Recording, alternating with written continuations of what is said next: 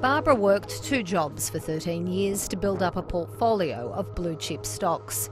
But bad financial advice from a wealth manager saw her lose about $700,000. They saw a honeypot in us retirees. They couldn't resist. We were irresistible.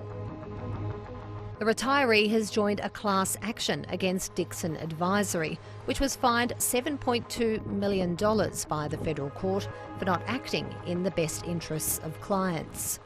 I tore all my portfolio apart. I was left with nothing but their rubbish. There was no dividends.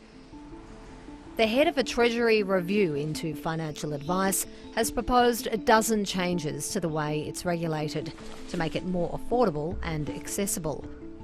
The most contentious is to replace the obligation for advisors to act in the best interests of clients with a duty to give good advice.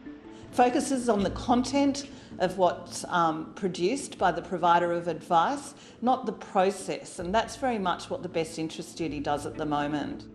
The best interest duty was introduced in 2012 and expanded after the Banking Royal Commission exposed a culture of kickbacks among financial advisors.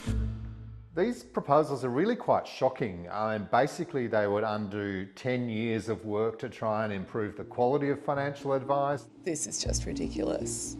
The Financial Planning Association has backed the draft review. Financial advisors and planners would still have a best interest duty, even if these proposals were implemented in full, and that's because professional planners and advisors are required to adhere to a legislated code. What is the advice that the client needs? They argue regulatory red tape, like the need to disclose fees 8 times to clients in the first year, is killing the industry. Consumers end up paying the costs of all of those documents being generated and filed and provided to a whole range of different providers in the marketplace. Since 2019, almost 10,000 financial advisors have left the profession. The cost of advice has risen 41% to more than $3,500, and 10% of Australians are now getting advice compared to 14% in 2018. People might have concerns, for instance, when markets are dislocated. Superannuation funds stand to hugely benefit from the proposals. They would be allowed to give advice to members as well as charge more fees. Advice that would have been previously quite unaffordable because of the regulatory architecture that was in place. Consumer advocates say the changes will give super funds free rein to push their own products. You could be in a terrible super product with a super fund. You could go and get advice from that super fund. They could recommend that you move to just a slightly better super product that is still one of the worst on the market.